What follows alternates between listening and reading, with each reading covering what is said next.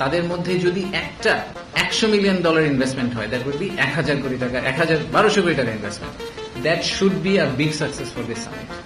দক্ষিণ এশিয়ার অর্থনৈতিক সম্ভাবনাকে দক্ষিণ পূর্বে আরো ছড়িয়ে দেওয়া সম্ভব। স্পেস এক্স ও টেসলার এর মালিক এলন মাস্কের সঙ্গে ফোনে আলাপ করে ডক্টর মোহাম্মদ ইউনূস ম্যাজিকের মতো বদলে দিচ্ছে বাংলাদেশ। বাংলাদেশের বিভিন্ন সেক্টর থেকে এমন সব পজিটিভ নিউজের খবর আসছে যেগুলো শুনে আওয়ামী লীগ এবং ভারতের মাথায় হাত। আজকের ভিডিওতে আমরা জানবো ডক্টর ইউনূসের সেরা 10টি সফলতা সম্পর্কে। ডক্টর ইউনূস কি কি সেক্টরে সফলতা অর্জন করেছে চলুন দেখে আসি। সম্প্রতি বাংলাদেশে অনুষ্ঠিত হয়েছে বাংলাদেশ ইনভেস্টমেন্ট সামিট 2025, যেখানে বিশ্বের 50টি দেশ থেকে 2300-র বেশি মানুষ এসেছে, যাদের মধ্যে 550 জনের বেশি ছিলেন বিদেশি বিনিয়োগকারী। এবং সেই অনুষ্ঠানে বিডার এক্সিকিউটিভ চেয়ারম্যান আশিক চৌধুরী জানান নেক্সট মান্থ অর্থাৎ মে মাসে চীনের বাণিজ্য মন্ত্রী ওয়াং ওয়েতাং বাংলাদেশে আসবেন এবং তিনি তার সঙ্গে বাংলাদেশে 200 জন বিনিয়োগকারী আনবেন। আশিক চৌধুরী বলেছেন চীনের বাণিজ্য মন্ত্রী একটি চিঠিতে তাকে এসব কিছু লিখে পাঠিয়েছে এবং বাংলাদেশ সম্পর্কে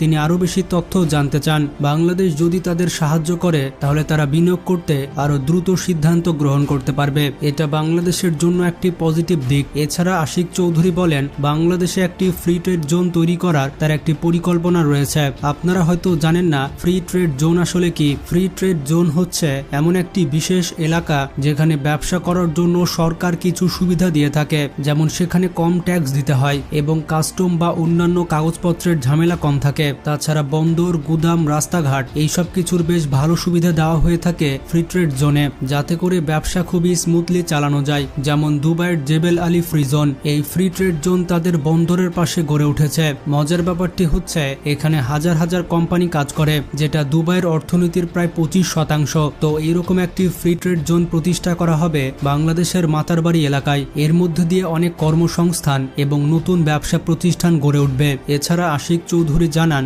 আগামী 1 থেকে 2 বছরের মধ্যে প্রায় 15,000 মানুষের কর্মসংস্থান তৈরি হবে। এছাড়া ডক্টর ইউনূসের একটি সফলতা হচ্ছে ইউনাইটেড কিংডম বাংলাদেশে 550 কোটির সহায়তা দিতে ইচ্ছুক। কারণ হচ্ছে বাংলাদেশ থেকে যে সমস্ত টাকা অবৈধভাবে ইউনাইটেড কিংডমে পাঠানো হয়েছিল এবং সেগুলো ফেরত আনার জন্য বাংলাদেশ যে ইফোর্ট দেখাচ্ছে, সেটা দেখে ইউনাইটেড কিংডমের অনেক ফার্মস লিগালভাবে বাংলাদেশকে সাহায্য করতে প্রস্তুত। এর জন্য তারা বাংলাদেশে $50 মিলিয়ন বা 550 কোটি টাকা ইনভেস্ট করতে চাই। ডক্টর ইউনূসের একটি সেরা পদক্ষেপ হচ্ছে বাংলাদেশের বিভিন্ন সরকারি হাসপাতাল চত্বরে সরকারি ফার্মেসি চালুর উদ্যোগ গ্রহণ করা হয়েছে। এই সকল সরকারি ফার্মেসিতে 250 ধরনের বহুল ব্যবহৃত ওষুধ মিলবে, যেই ওষুধগুলো কেনা যাবে 3 ভাগের 1 ভাগ দামে, মানে 30 টাকা হলে আপনি 10